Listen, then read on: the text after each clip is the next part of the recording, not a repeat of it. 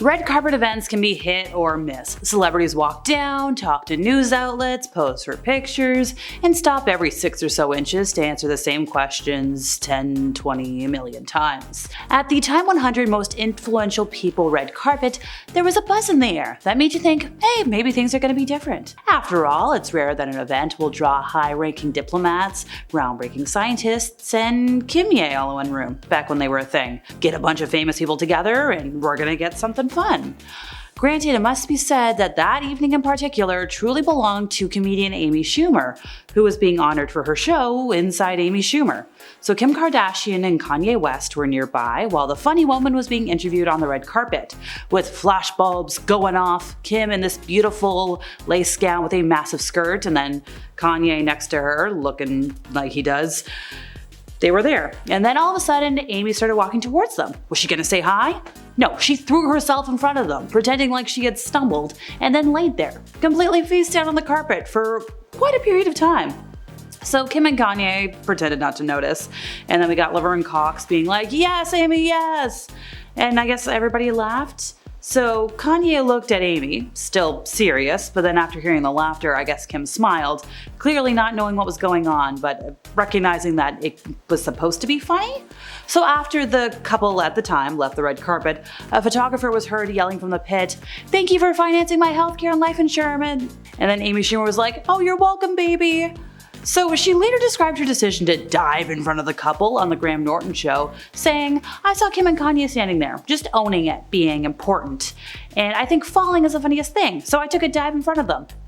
Okay, it's, sometimes you can let those impulsive thoughts stay in your head. In the span of a week back in 2012, Sacha Baron Cohen went from being banned from attending the Oscars, dressed as his latest character at the time, the Dictator, to getting a last-minute reprieve from the Academy, to dumping what he said was a dictator's ashes on Ryan Seacrest during the live red carpet coverage of the event. Emerging from a limo flanked by 2 women and dressed as General Aladdin, the fictional ruler of the Republic of whatever that he invented, he marched straight up to Ryan Seacrest and declared, "Death to the West!" before accidentally dumping an urn of ashes all over a very, shocked Ryan Seacrest. So what was the explanation behind all of this? Apparently it was actually this quick, by the way, and apparently this was like, oh, this dictator's dream to come to the Oscars and be sprinkled all over the red carpet and something very explicit that I can't say.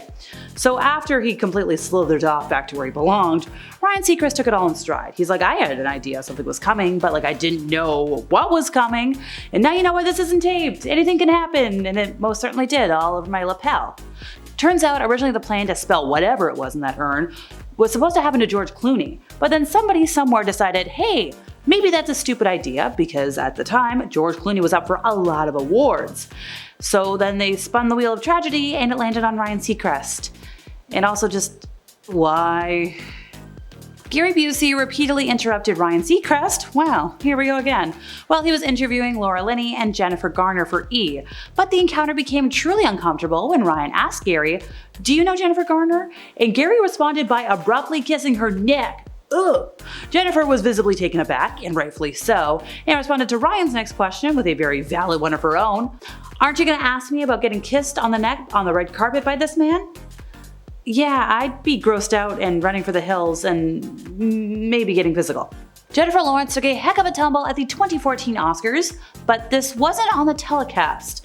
The American Hustle star, clad in a red, beautiful Dior gown, apparently stumbled over a cone as she was exiting her limo when she arrived at the Dolby Theater red carpet. She's like, yeah, they put a cone right outside of my car, and I fell in the cone, and I have a goose egg, and it really hurts. That's what she told reporters. She's like, it's okay. I've got them all over myself. Girl, same, I got weird bruises everywhere. Although she didn't technically faceplant, she definitely got pretty close to the red carpet and needed security to help her get back on her feet. She was actually quite shocked about how quickly news of the trip up traveled, but when you consider social media, how many thousands of cameras are on the red carpet, and viral everything, it's When talking to Ryan Seacrest, because he's everywhere today, she's like, yeah, this wasn't a plan. I wasn't planning on making a sequel to my fall. She's like, I don't want it to start looking like it's my thing, so I've got to be careful. And then she later on told The Times that she was hoping she wouldn't have to deal with that ever again. Even Oscar host that year, Ellen DeGeneres, got in on the joke, starting her opening monologue by saying, if you win tonight, I think we should bring you the Oscar. And then she shared a photo of her on Facebook, being like, oh look, it's a rare photo of Jennifer Lawrence standing up. Yeah, we all know about your mean jokes now, Ellen. If you want to see a red carpet reporter work hard for her money, look no further than Kat Sadler trying to rein in a very philosophical Jim Carrey. So he was in attendance at the Harper Bazaar's Icons party and said, I wanted to find the most meaningless thing that I could come to and join, and then proceeded to explain how nothing was real, not even to him. And after Kat pointed out that like, yeah, I've never seen you at this before, he's like, yeah, there's no meaning to any of this. Boy, that is just the absolute lowest aiming possibility we could come up with. Do you believe in icons? Now when Kat tried to answer his statement, he interjected, I don't believe in personalities. I don't believe that you exist. But there is a wonderful fragrance in the air. Carrey even looked in the camera and gave this whole speech. I don't believe in icons. I don't believe in personalities. I believe that peace lies beyond personalities, beyond invention and disguise, beyond the red S that you wear on your chest that makes things bounce off. I believe it's deeper than that. I believe we're a field of energy dancing for itself, and I don't care. This wasn't exactly fresh poetry, by the way. The lines were borrowed from a commencement speech he gave in 2014 at a university. So sure, he kind of sounded like somebody on a bit of a bender, and it's not clear whether he sensed the irony in himself saying all of that while attending the party and wearing a flashy tailored suit. And when somebody did ask him about what he was wearing, he's like, oh, I didn't get dressed up. There is no me. There's just things happening.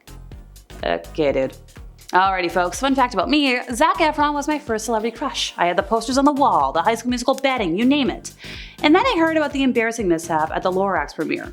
Zac Efron was responsible for voicing Ted Wiggins. This boy, he's trying to impress a girl, whole thing, we find the Lorax.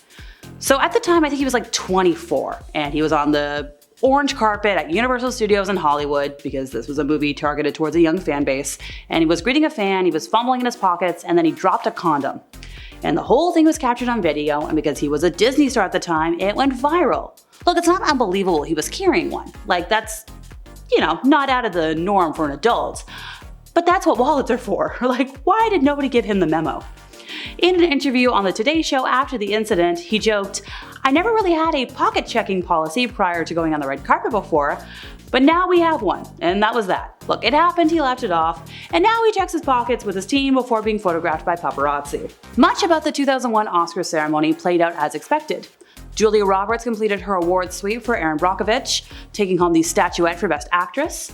When Marsha Gray Harden beat out frontrunner Kate Hudson for Best Supporting Actress, it was a moment of surprise. But the biggest shock that night, 20-something years ago, and the most memorable moment of the 73rd Academy Awards, happened outside the auditorium, on the red carpet, when Björk appeared wearing a dress that resembled a swan. It was this crystal-encrusted body stocking surrounded by a puff of white tulle with a long neck that draped around her own, the orange beak resting on her chest. Her accessories? A trail of eggs that she laid as she walked down the red carpet. She's like, yeah, I was dropping them carefully on the red carpet. But other people's bodyguards kept picking them up and saying, excuse me ma'am, you dropped this. Yeah, it was a little out of the ordinary, but now it's a fashion moment we will never forget. Well, that's all folks. See ya!